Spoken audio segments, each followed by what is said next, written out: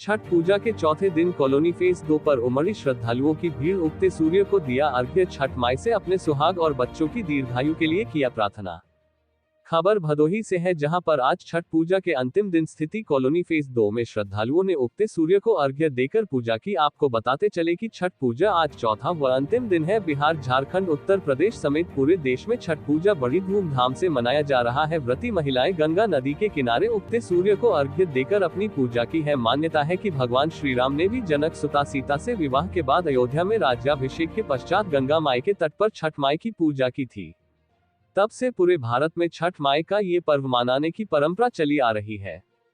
छठ पूजा 4 दिनों का पर्व मनाया जाता है। मान्यता है, पहले दिन नहाय खाया, दूसरे दिन खरना और तीसरे दिन शाम को डूबते सूर्य को अर्घ्य दिया जाता है। आज छठ पूजा का अंतिम और चौथा दिन को उगते सूर्य को अर्घ्य देने के साथ ही महापर्व समाप्त हो गया। इस छठ पूजा पर्व में महिलाएं अपने सुहाग और बच्चों के लिए दीर्घायु होने की प्रार्थना करती है। छठ पूजा का चौथा दिन और अंतिम दिन बेहद खास होता है। इस दिन सुबह के समय व्रती महिलाएं उगते सूर्य को अर्घ्य देती हैं। इस दिन महिलाएं टोकरी में फल, ठेकुआ, चावल के लड्डू का प्रसाद बांस की टोकरी में सजाया जाता है। बिहार और झारखंड की इस संस्कृति को समेटे इस पर्व को भदोही वासियों ने बेहद हर्षोल्लास के साथ मनाया। इस मौके पर हजारों की संख्या में महिलाओं ने पवित्र पूजन अनुष्ठान के बाद सूर्य देव को अर्घ्य दिया। सूर्य के दर्शन के दौरान महिलाओं ने गन्ना, सेब, अमरूद, अनार, केला, अनानास समेत तमाम मौसमी फल छठ मैया को समर्पित किए। जल में खड़े होकर व्रतधारी महिलाओं ने अस्तगामी सूर्य को अर्घ्य देकर उनसे अपने सुहाग और पुत्रों को लंबी आयु मांगी। इस व्रत को करने से सूर्य भगवान की विशेष कृपा होती है। अंधेरे के बाद एक नई सुबह में एक नई चमक के रूप में भगवान सूर्य देव अपना आशीर्वाद देते हैं। छठ पूजा के उत्सव में महिलाओं के साथ ही पुरुषों ने भी बढ़ चढ़कर हिस्सा लिया है।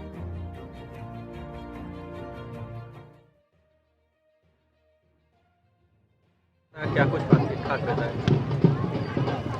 छठ त्यौहार भारत का ही नहीं, विश्व का ही सबसे बड़ा त्यौहार हो गया है। आजकल सबसे ज़्यादा ही त्यौहार अच्छे से मनाया जाने लगा है।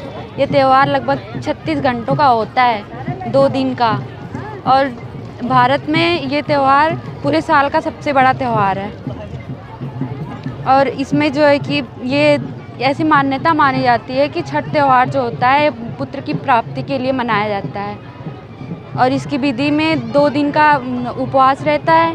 पहले दिन पूरे दिन में पानी पीना रहता है, शाम को लौकी की सब्जी और खीर खाया जाता है, और दूसरे दिन पूरा निराजल व्रत रहता है। और इसमें पुए बनते हैं और मिठाइयाँ, और घाट पे मतलब सूर्य देवता के अस्त होने की पूजा की जाती है, और सुबह उदित होने की अर्घ्य देकर पूजा की उद्यापना की जाती है।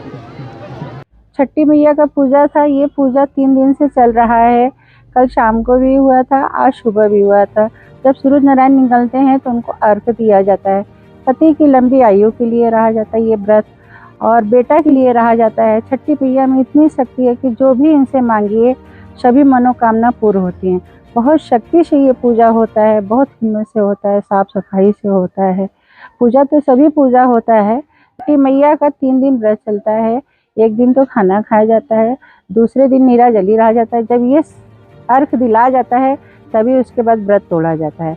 ये पति की लंबी उम्र के लिए रहा जाता है, बेटा के लिए रहा जाता है, धन संपत्ति के लिए रहा जाता है, देश की सुख शांति के लिए रहा जाता है। जहाँ पे गंगा जी नहीं है, कुछ लोग टब में पानी भर के करते हैं, कुछ लोग गड्ढा खोद के पानी भर के उस पानी में 2-2, 3-3 घंटा खड़े होके शाम को भी अर्घ दिया जाता है। सूरज ढलते समय, फिर भोर में सूरज उगते समय सूर्य नारायण को अर्घ दिया जाता है।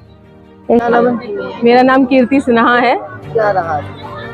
ये आज छठ का व्रत जो है वो पूरे 4 दिन का होता है ना। पहला चौथी से शुरू होता है, जो कि नहाए खाए होता है। दूसरा होता है खरना। आज तीसरा जो है सूर्य की पहली अर्घ, वो भी डूबते हुए सूरज की होती है।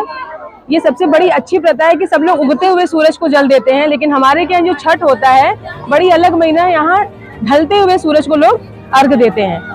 उसके बाद पूरे दिन औरतें जो होती हैं, चाहे आदमी हो चाहे औरत हो, पूरा दिन खड़ा व्रत रहते हैं, बिना खाए पिए अर्घ देते हैं। फिर कल जो है हमारी आखिरी अर्घ होती है, जो उगते हुए सूरज को दी जाती है। ये हमारे यहाँ बहुत सारी देवियां हैं, जिसमें से एक कात्यायनी देवी होती हैं।